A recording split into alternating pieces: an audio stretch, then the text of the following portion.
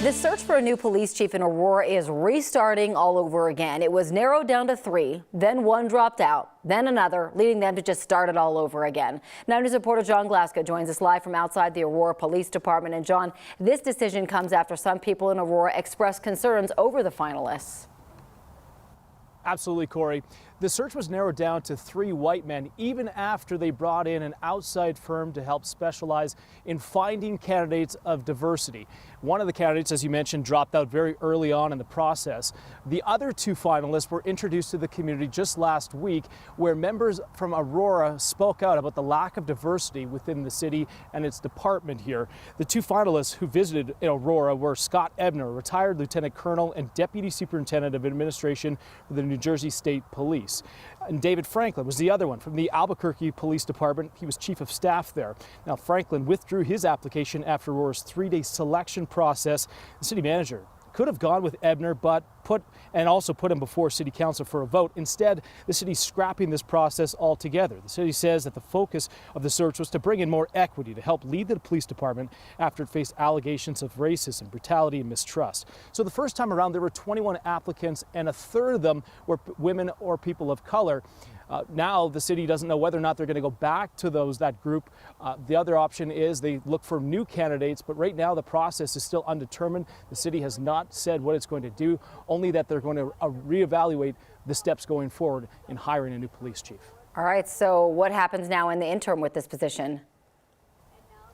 So ultimately, the city manager will be in charge of hiring the new police chief, although he does have to get the majority of city council behind that decision as well. But in the interim, former police chief Dan Oates will continue to run the department in the interim. Oh, what a mess. All right, John, thank you. Right now, police in Denver are investigating some gunshots that interrupted a cricket match at Lisbon Park. This happened on Sunday. You can hear the gunshots and see people running away from the field. Now, no one was hurt. One woman who was at the park watching the match told us that the gunshots lasted for at least a minute. A park is a place that people want to go and be safe and have fun and be able to play whatever sport they care about in a safe manner. And to have that completely disrupted by gunshots is not okay. Scary. The woman at the match told us that some of the people at the match hid in a ditch and others went to a nearby garage for about 40 minutes after the gunshots happened. According to a new survey, 30% of all Coloradans have said they were the victims of a hate crime over the past 5 years. Yeah, the vast majority say they did not report that crime. And as 9 News reporter Matt Jablow found out, certain groups were much less likely than others to go to police. This is an issue of quality of life as much as it is public safety. The survey was conducted by the organization Hate Free Colorado between May and July of this year. More than 5,000 Coloradans over the age of 18 responded. 3 out of 10, 30%, said they were the victims of a hate crime over the past 5 years. 92% of those who said they were hate crime victims said they experienced verbal harassment. 23% said the hate crime involved property damage, and 14% said they were physically injured. We need to take those stories seriously. Jeremy Shaver is the spokesman for Hate Free Colorado.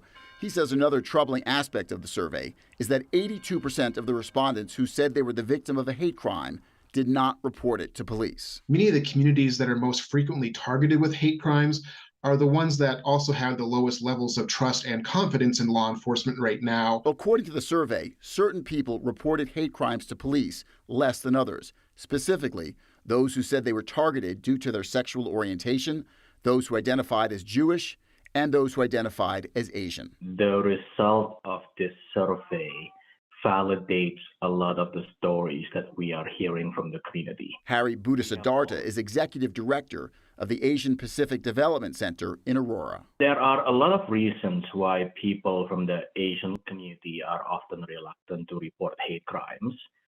There are fear of, encounter with the police, fear of how this might impact somebody's immigration status. Language barrier is often an issue we hear about. Buddha-Siddhartha also says it might help to fund more law enforcement training and to expand their outreach into minority communities. Natural gas bills are getting more expensive for Xcel customers. The company is charging more this winter because it says wholesale gas prices just hit a 15-year high. Xcel says residential customers will see their bills go up by $3.16 a month through December. Businesses will pay $4.95 extra a month. Both changes are just under a 4% increase compared to earlier this year. Xcel says these price increases are temporary, but the company is asking state regulators to approve several other rate hikes that would last for years.